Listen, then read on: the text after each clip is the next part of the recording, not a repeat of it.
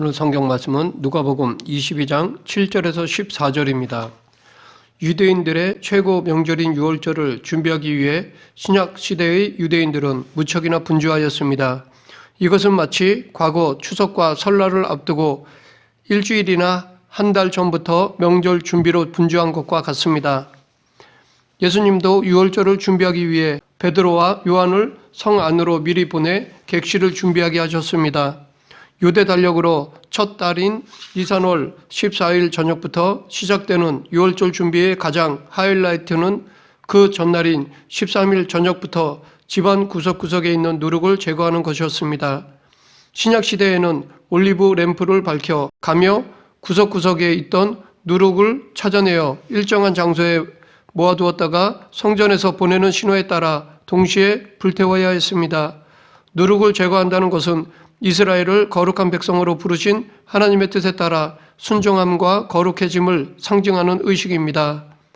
아울러 이는 출애굽할 때 누룩으로 반죽이 부푸는 것을 기다리지 못할 정도로 급하게 애굽을 벗어났던 상황을 떠올리게 하는 것이었습니다. 니산월 14일 아침이 되면 성전에서는 사람이 잘 보이는 곳에 2개의 진설병을 가지런히 놓습니다. 이 중 하나를 치우면 이때부터 누룩이 들어간 음식을 먹지 말라는 신호입니다. 이후 남아있는 진설병마저 치우면 집 안에 모아둔 누룩을 일제히 불태우라는 신호입니다. 니산월 15일부터 21일까지 이어지는 무교절은 누룩이 들어가지 않은 무교병만을 먹는 절기입니다. 지금도 이 기간 동안에만 나오는 마짜라고 불리는 무교병으로 식사를 대신합니다. 유월절을 이틀 앞둔 상황에서 예수님은 베다니에 있는 나병 환자 시몬의 집에서 식사하셨습니다. 저마다 유월절 준비를 위해 육신의 정결과 누룩 제거에 온 정신을 쏟고 있을 때 예수님은 부정한 나병 환자의 집에 찾아가 함께 식사를 하셨던 것입니다. 유월절이 임박한 기쁨의 절기 때 예수님은 소외된 나병 환자를 신방하신 것입니다. 유월절 한 달 전부터 성전은 전국에서 몰려드는 순례자들을 맞이하는 준비에 들어갔습니다. 성전에서 파견된 사람들은 순례자들이 예루살렘 성전을 향해 올라오는 모든 길들을 보수합니다. 예수님 시대의 가난한 자들은 땅을 대충 파서 시체를 묻었는데 석회암으로 이루어진 유대 산지는 흙을 조금만 파도 석회암 바위가 나오기 때문에 깊이 팔 수가 없었습니다. 이들의 무덤은 아무런 표시가 없는 평토장한 무덤이었고 깊이 파서 묻지 않았기 때문에 때로는 뼈들이 밖으로 튀어나오기도 하였습니다. 순례자들의 몸이 무심코 무덤이나 시체에 닿았다가는 대위기적으로 일주일 동안 부정하게 되고 그런 상태로는 성전에 들어갈 수 없었습니다. 그래서 성전 파견단은 순례자들이 다니는 길에서 이런 평토장한 무덤을 찾아 회칠로 표시하는 일을 하였습니다.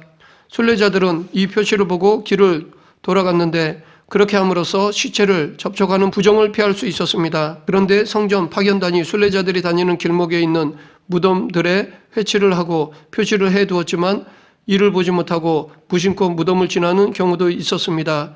이 경우 7일 동안 부정해져서 성전에 들어갈 수 없게 됩니다. 이때 붉은 암송아지를 태운 재로 만든 정결케 하는 물을 뿌리면 7일을 기다릴 필요 없이 즉시 정결해질 수 있습니다. 정결케 하는 물은 우슬초 가지를 묶어서 부정한 자에게 뿌렸는데 다윗이 밧세바를 범한 후에 드린 회개의 기도문 속에 이와 관련된 표현이 나옵니다. 우슬초로 나를 정결하게 하소서. 내가 정하리이다. 나의 죄를 씻어 주소서. 내가 눈보다 희리이다. 이때 남은 죄는 다음 해에도 쓸 수 있었는데 이 행사는 50년에서 60년을 주기로 행해졌고 이스라엘 역사에서 모두 12번 실시되었다고 합니다. 또한 유월절에는 집안에 있는 모든 그릇을 정결하게 하는 의식을 갖습니다. 돌 그릇과 녹 그릇은 정결탕에 가져가서 씻기만 하면 되지만 흙으로 만든 질그릇은 부정해지면 깨뜨려 버려야 했습니다. 정결한 새 질그릇은 예루살렘 서쪽에 있는 모디인이라는 마을에서 주로 판매하였는데 제사장 가문이 많이 사는 모디인의 질그릇은 특별히 정결한 것으로 여겨졌기 때문입니다. 성경시대의 예루살렘 주민들은 전국에서 몰려들은 순례자들을 위해 객실을 내주어야 했습니다. 이때 객실료 명목으로 돈을 받게 되면 사내들인에 즉시 고발되었습니다. 객실료는 돈이 아닌 순례자들이 가져온 그릇, 모피, 유월절 양의 가죽 등으로 대신하였습니다. 집집마다 객실이 있었는데 이 객실에 손님을 받을 수 있는 여유 공간이 있다는 표시로 집 안에 하얀 수건을 걸어두었습니다. 더 이상 공간이 없으면 하얀 수건을 거두어 드렸습니다. 유월절 객실을 준비하러 성 안으로 들어간 베드로와 요한도 아마 하얀 수건이 걸린 예루살렘의 집들을 목격하였을 것입니다. 또한 유월절에 도살할 양은 최소 4일 전 니산월 10일에 골라두어야 했습니다. 유월절에 쓰이는 양은 생후 8일 이상 1년 미만의 것이었습니다. 유월절 양은 최소 10명, 최대 20명이 함께 먹었습니다. 이 유월절에 먹을 양은 성전 안에서 의식에 따라 도살되어야 했습니다. 성전의 번제단에는 두 줄로 늘어선 제사장들이 양의 도살을 도왔습니다. 한쪽 줄은 은 그릇을 들고 다른 쪽 줄은 금 그릇을 들고 제물의 피를 받았습니다. 번제단이 있는 제사장의 뜰에 30명의 순례자가 들어서면 입구인 니카노르 게이트가 굳게 닫혔습니다. 이후 제사장 찬양대가 은나팔을 3번 부는 것을 신호로 양이 도살되었습니다. 유월절 양은 각자가 도살하고 피는 번제단에 두 줄로 늘어선 제사장들을 통해 전달되었습니다. 번제단 바로 옆의 제사장은 마지막으로 피를 받아서 제단 밑에 부었습니다. 성전에서 도살한 유월절 양은 가지고 나와서 석류나무 가지에 끼워 화덕에 구웠습니다. 출애굽 날에 먹었던 유월절 양은 레위기의 제사법과 율법이 주어지기 훨씬 전에 주어진 것입니다. 이 유월절 어린 양으로 상징되는 예수님의 대제사장직도 비슷한 성격을 갖고 있습니다. 즉 율법에 따른 제사장직인 아론의 반차 제사장이 생기기 전에 예언자적인 멜기세덱의 반차를 쫓아 임하신 것입니다. 우리가 알고 있는 최후의 만찬은 유월절 저녁에 해가 지면서부터 시작해 자정 무렵에야 끝나는 유월절 식사를 말합니다. 이 식사를 히브리어로 세데르라고 부릅니다. 전체 21장으로 이루어진 요한복음에서 13장부터 17장 무려 5장의 말씀이 유월절 세데르 자리를 배경으로 하고 있습니다. 성경시대의 집들은 카탈루마로 불리는 손님방이 따로 있었습니다. 이 카탈루마가 누가복음 2장 7절에서는 여관으로 번역되어 있습니다. 그런데 마가복음에도 동일한 헬라어 단어인 카탈루마가 나오는데 여기서는 객실로 번역되어 있습니다. 아브라함 때부터 광야에서 목축을 하던 반유랑 민족인 이스라엘은 약속의 땅에 들어와 농경 문화를 이루었습니다.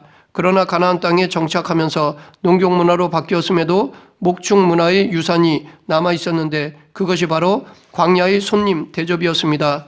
집집마다 있는 카탈루마에서 나그네를 위한 접대가 이루어졌습니다. 최후의 만찬이 이루어진 방은 다락방이었습니다. 신약시대 대부분의 집들은 단층으로 이루어졌지만 부유한 사람은 2층으로 집을 올렸습니다.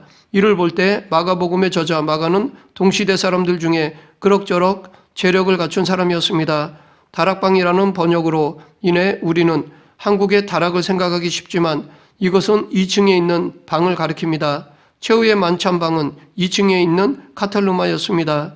또한 이 최후의 만찬이 이루어진 방은 예수님과 12제자 모두 들어갈 수 있는 충분히 큰 방이었습니다. 사도행전에 보면 이 방에 120명의 무리가 함께 기도 모임을 할 정도로 대단히 큰 곳이었다는 것을 알 수 있습니다. 또한 최후의 만찬이 이루어진 방은 숙식을 위한 최소한의 도구를 갖추고 있는 곳이었습니다. 그래서 손님들은 그곳에서 숙식을 해결할 수 있었습니다. 유대인들은 출애굽기 당시처럼 급박한 상황을 나타내기 위해 허리에 띠를 띠고 발에 신을 신고 손에 지팡이를 잡고 서서 급하게 식사를 하였습니다. 그러나 로마의 문화에 비춰볼 때 서서 식사를 하는 것은 노예들이나 하는 일이었습니다. 애굽에서 탈출해 자유인이 된 것을 기념하는 유월절 식사는 로마의 문화 속에서 조금씩 변천되었습니다. 그래서 노예처럼 서서 식사하던 데서 점차 앉아서 식사하고 더 나아가 로마의 귀족처럼 왼쪽으로 비스듬히 기대어 식사를 하는 것으로 변천된 것입니다. 기대서 식사를 할 때 머리는 테이블 쪽을 향하고 발은 뒤에 있는 벽을 향하게 됩니다. 이러한 식사 자세를 염두에 둘 때 식탁에 있는 예수님의 발을 눈물로 적시고 입을 맞추고 향유를 부은 여인의 이야기가 이해될 수 있습니다. 누가복음 7장 38절 예수의 뒤로 그 발 곁에 서서 울며 눈물로 그 발을 적시고 자기 머리털로 닦고 그 발에 입 맞추고 향유를 부으니 디귿자 모양의 테이블을 오른쪽으로 90도로 돌린 모양의 3면 테이블은 철저한 신분제 사회였던 로마에서는 특별히 중요한 의미가 있었습니다.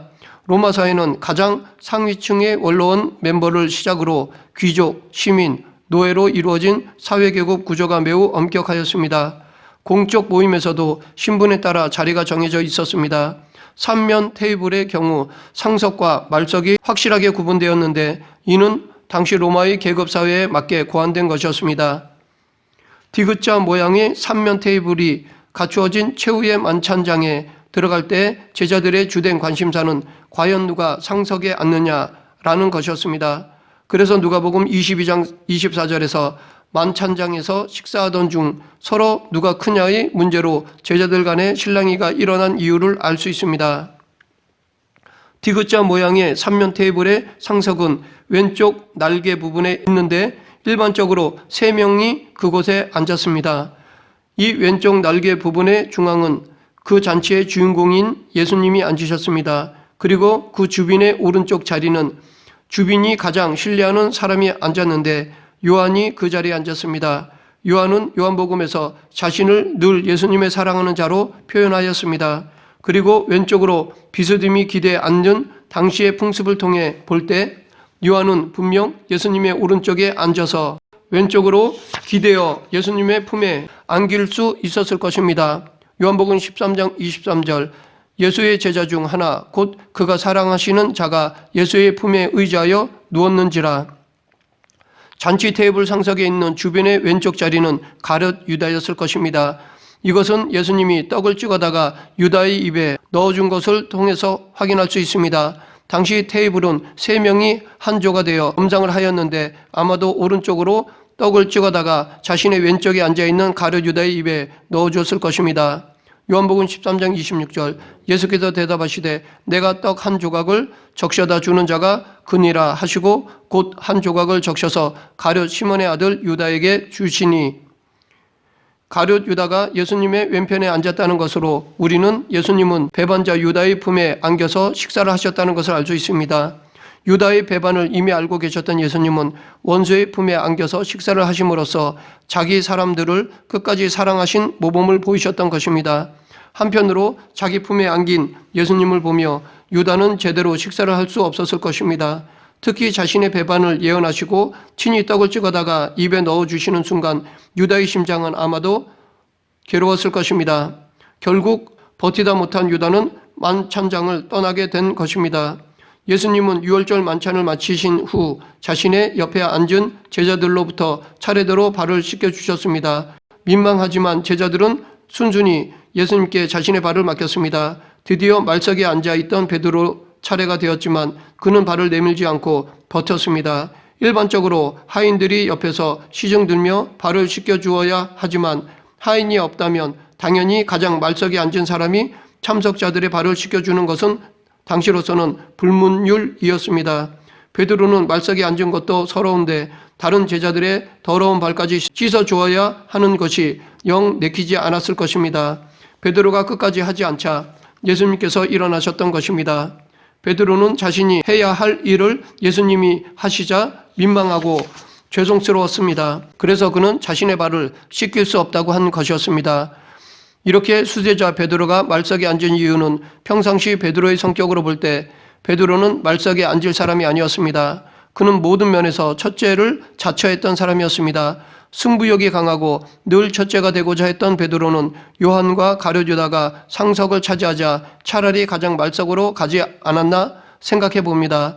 혹은 아마 누가복음 14장 8절부터 10절에서 말씀하신 것을 기억하여 잔치의 상석에 앉았다가 더 높은 사람이 와서 말석으로 밀려나는 수치를 당하지 말고 처음부터 말석에 앉아 있으면 높은 자리로 옮겨주실 줄 알았던 것 같습니다. 그러나 기대와는 달리 포도주 첫 잔을 마심으로 유월절 만찬이 시작되었습니다. 결국 말석에 앉은 베드로는 실망했을 것입니다. 자존심이 상한 베드로는 말석에 앉은 사람이 해야 할 다른 사람의 발을 닦아주는 것을 하지 않았던 것입니다. 모든 나라의 명절이 그렇듯이 이스라엘에서도 이날만큼은 평소에 먹기 힘든 맛있는 음식들이 차려졌습니다. 하지만 명절 음식을 자기 마음대로 먹을 수는 없습니다. 먹는 순서가 있는데 유월절 만찬 동안 마시는 4잔의 포도주가 이 순서를 알리는 역할을 하였습니다. 그런데 가룟 유다는 유월절 만찬에 참석하였지만 자신의 배반 계획이 알려지자 중간에 자리를 박차고 뛰쳐나갔습니다. 그렇다면 유다는 최후의 만찬 중 어느 순서에 자리를 박차고 뛰쳐나간 것일까요? 유월절 만찬은 4잔의 포도주를 기준으로 출애굽 사건을 과거, 현재, 미래의 시간 속에서 재현하고 있습니다. 유월절은 초에 불을 켜면서 시작되는데 이렇게 초를 밝히는 것은 거룩과 세속을 구분하는 의미가 있습니다. 그리고 포도주의 첫 잔을 따르고 축복문을 낭독하면서 유월절 만찬이 시작됩니다. 첫 잔을 마시고 손을 씻는 예식이 거행되는데 예수님이 제자들의 발을 씻어준 것은 바로 이때였을 것입니다. 정결의식을 행한 후에는 쓴 나물을 소금에 찍어서 먹고 3개의 무교병 맛자를 포개해서 가운데를 자른 후 접시에 올려놓습니다. 여기까지가 유월절 만찬의 전식에 해당합니다. 이때 만찬의 인도자는 잘린 무교병 가운데 큰 조각을 숨겨두고 자녀들에게 보물찾기를 하듯이 숨겨진 조각을 찾게 합니다.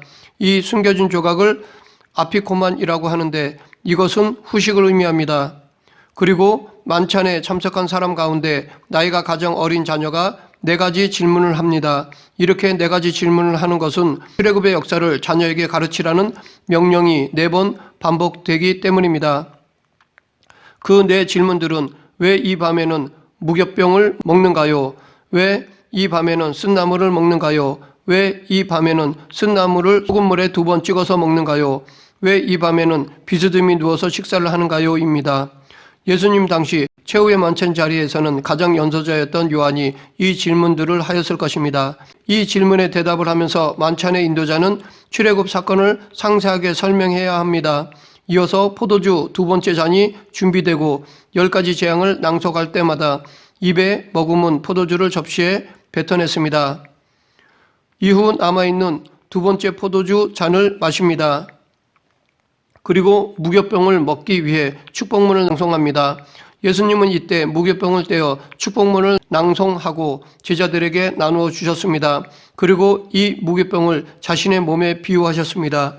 이후 쓴 나물을 무교병 사이에 넣은 힐렐 샌드위치를 만들어 단맛이 나는 하로셋 소스에 찍어서 먹습니다. 예수님은 이때 가룟 유다의 배반을 예언하셨을 것입니다. 즉 누가 배반자인가를 묻는 제자들에게 예수님은 힐렐 샌드위치를 뜯어 하로셋 소스에 찍어 자신의 왼쪽에 있는 가룟 유다의 입에 넣어주셨던 것입니다. 그렇기 때문에 정작 가룟 유다는 유월절의 메인 메뉴인 어린 양을 먹기 전에 만찬장을 빠져나간 것입니다.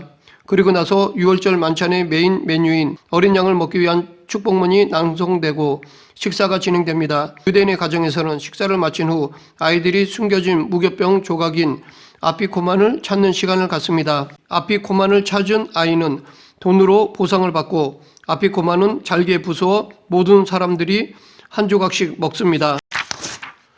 이어서 3번째 포도주 잔을 마시는데 유월절 만찬에서 마시는 4잔의 포도주 가운데 이 3번째 잔은 특별한 의미가 있습니다. 유대인들은 3번째 잔을 구원의 잔이라 부르는데 식사를 마치고 3번째 잔을 들고 예수님은 곧 십자가에서 흘릴 자신의 피와 포도주를 연상시키셨습니다. 이렇게 유월절 식사가 끝난 후 방의 문을 열어놓고 엘리야의 잔으로 불리는 4번째 포도주 잔을 가득 채웁니다. 이것은 메시아가 오기 전에 출현할 엘리야를 위한 잔입니다. 이렇게 유월절 만찬을 마치는 시간은 대략 자정쯤이 됩니다. 만찬을 마친 사람들은 지붕에 올라가 감사의 찬송인 시편 113편부터 118편을 불렀습니다. 예수님은 제자들과 함께 최후의 만찬을 마치고 힐렐송을 찬미하면서 갈람산으로 올라가셨던 것입니다. 말씀을 정리하겠습니다. 출애굽 때 먹은 양은 그 뼈를 꺾으면 안 되었습니다. 이는 흠없는 양으로서 하나님께 드려졌기 때문입니다. 십자가 처형 때 로마 군병들은 십자가에서 죄수를 빨리 죽이기 위해 다리를 부러뜨렸습니다. 그러나 예수님과 함께 못 박힌 두 강도의 뼈는 꺾었지만 예수님은 유월절 어린 양처럼 뼈가 꺾이지 않으셨습니다. 또한 애굽의 바로 왕을 심판하기 위해 내린 3일간의 흑암 재앙이 내렸듯이 예수님께서 십자가에 달려 계실 때 3시간 동안 해가 빛을 잃고 흑암이 임하였습니다. 그리고 애굽에서 이스라엘 백성들이 우슬조 묶음으로 어린 양의 피를 문 임방과 좌우설주에 뿌렸듯이 예수님께서 십자가 위에서 고통받는 동안 로마 군사들이 신포도주를 우슬조에 찍어서 예수님의 입에 댔습니다. 유월절 어린 양의 희생으로 이스라엘 백성들에게 죽음이 넘어갔듯이 예수 그리스도의 십자가 대속으로 우리는 사망 권세를 이기고 영생을 얻었습니다. 그러므로 예수님이 바로 유월절의 어린 양이 실체입니다. 우리 모두 이 유월절 어린 양이신 예수 그리스도의 살과 피를 먹고 마심으로 그의 영광에 동참하는 성도가 되길 간절히 축원합니다. 기도하겠습니다. 절대 주권자이신 하나님 아버지, 과거 이스라엘 백성들을 출애굽시켜 가나안 땅에 들어가게 하셨듯이 지금 우리들을 이 세상의 가치관에서 벗어나게 하시고 성경적 세계관으로 살게 하여 주시옵소서. 이 땅에서 천국 백성으로 살아가게 하여 주시옵소서. 예수님 이름으로 기도드립니다. 아멘.